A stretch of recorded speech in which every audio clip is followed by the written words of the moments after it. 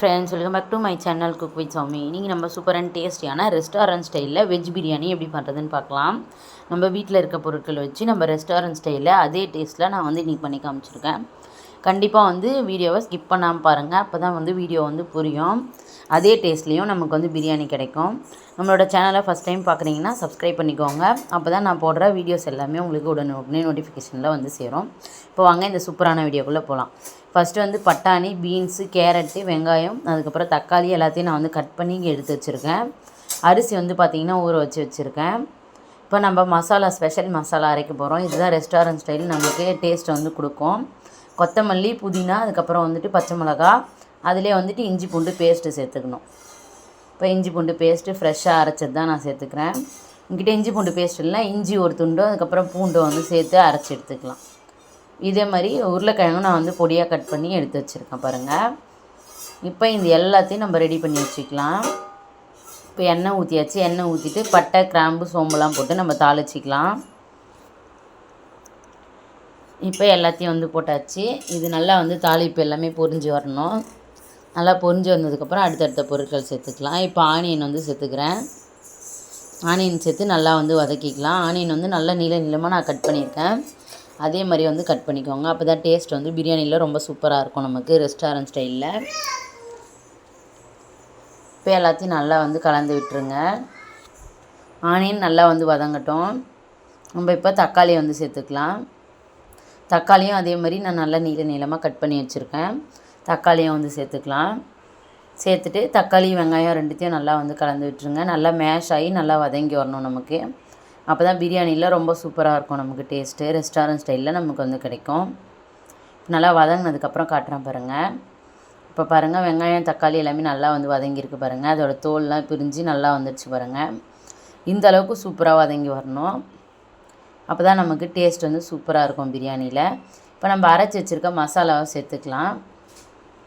இப்போ அந்த மசாலா எல்லாத்தையும் சேர்த்தாச்சு. இப்போ இதை சேர்த்து நல்லா பச்சை வாசனை போக வதக்கி எடுத்துக்கலாம். நம்ம இஞ்சி பூண்டு, அதுக்கப்புறம் புதினா, கொத்தமல்லி எல்லாத்தையும் வந்து அரைச்சிட்ருக்கோம். அதனால் அதோட பச்சை வாசனை எல்லாமே நல்லா போகிற அளவுக்கு நம்மள வதக்கி எடுத்துக்கலாம்.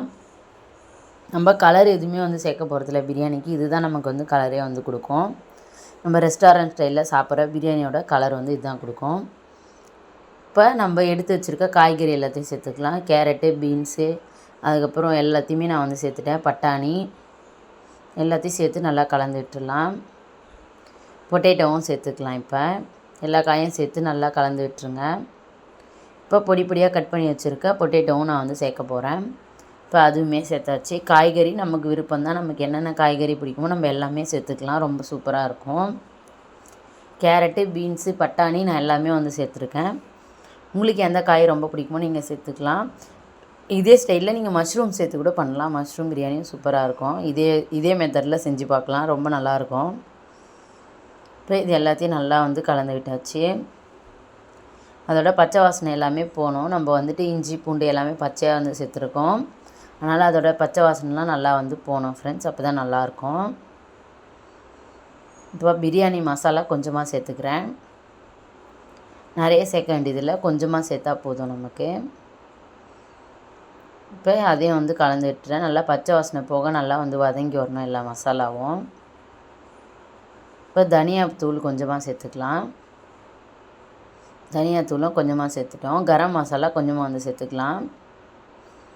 எல்லாத்துலேயும் நம்ம கொஞ்சம் தான் சேர்த்துருக்கோம். நிறைய வந்து சேர்க்கல. நிறைய சேர்த்துட்டோன்னா வந்துட்டு இந்த மசாலா அதிகமாகிடும் ஃப்ரெண்ட்ஸ். அதனால் பார்த்து திட்டமாக வந்து சேர்த்துக்கோங்க. நீங்கள் எந்தளவுக்கு காய்கறி, அரிசி எடுக்கிறீங்களோ அதுக்கேற்ற மாதிரி சேர்த்துக்கோங்க. இப்போ வெங்காயம் எல்லாத்தையும் வந்து நல்லா கலந்து விட்டாச்சு. எல்லா காயும் நல்லா வந்து வதங்க ஆரம்பிச்சிச்சு. இப்போ உப்பு கொஞ்சம் சேர்த்துக்கலாம். உப்பு சேர்த்து பண்ணும்போது இன்னுமே நல்லா சீக்கிரமாக நமக்கு வந்து வதங்கி வந்துடும்.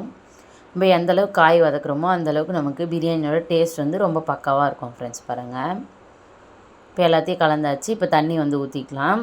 காய் வேகிற அளவுக்கு நம்ம வந்து தண்ணி வந்து சேர்த்துக்கலாம். நம்ம காய் எந்த அளவுக்கு சேர்த்துக்கிறோமோ அதுக்கேற்ற மாதிரி நீங்கள் வந்து சேர்த்துக்கோங்க.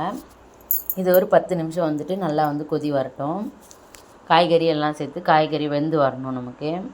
நல்லா கொதி வந்ததுக்கப்புறம் நான் காமிக்கிற பாருங்கள். ஒரு 5 நிமிஷம் கழித்து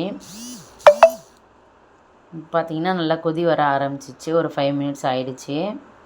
இந்த அளவுக்கு நல்லா வந்துட்டு கொதித்து திக்காகி வரணும் நமக்கு கிரேவி பதத்துக்கு. அப்போ தான் பிரியாணியோட கன்சிஸ்டன்சி ரொம்ப சூப்பராக இருக்கும். நமக்கு ஒன்றோட ஒன்று ஒட்டாமல் நல்லா வந்து கிடைக்கும் பிரியாணி. இப்போ எல்லாத்தையும் நல்லா வந்து நான் கலந்து விட்டுட்டேன். இதுலேயே வந்து பார்த்திங்கன்னா ஓரளவுக்கு வெந்து வந்துடுச்சு நமக்கு பிரியாணி. ஒரு நிமிஷத்துக்கு அப்புறம் காட்டுறேன் பாருங்கள். இப்போ 1 நிமிஷம் ஆயிடுச்சு. இப்போ நம்ம அரிசி வந்து சேர்த்துக்கலாம்.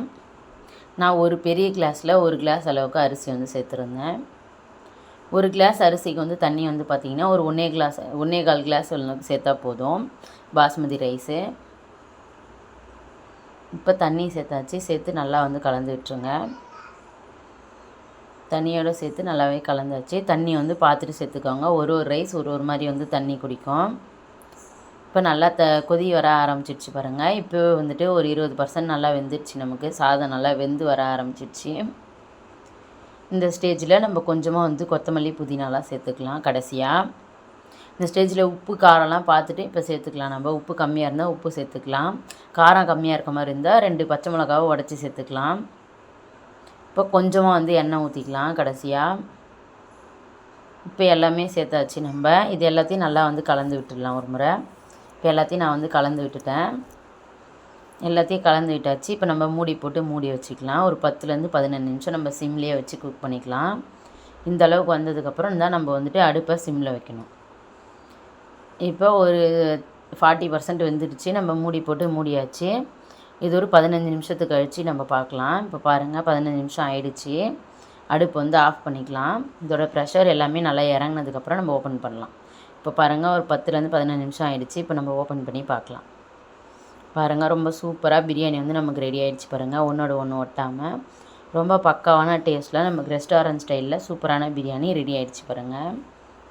நான் செஞ்சுருக்க மெத்தடில் அப்படியே வந்து ட்ரை பண்ணி பாருங்கள். ஸ்கிப் பண்ணாமல் வீடியோ ஃபுல்லாக பாருங்கள் ஃப்ரெண்ட்ஸ். அப்போ தான் வந்து வீடியோ புரியும். ஆஸ் இட் இஸ் அப்படியே பண்ணால் தான் அதோடய டேஸ்ட் வந்து சூப்பராக இருக்கும் நமக்கு. இப்போ சூப்பர் அண்ட் டேஸ்டியான restaurant style veg biryani ready ஆகிடுச்சு. இதே மாதிரி நீங்களும் வந்து ட்ரை பண்ணி பாருங்கள். ட்ரை பண்ணி பார்த்துட்டு கமெண்ட் பண்ணுங்கள்.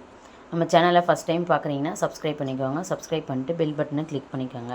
அப்போ தான் நாங்கள் தினம் அப்லோட் பண்ணுற வீடியோஸ் எல்லாமே உங்களுக்கு வந்து சேரும்.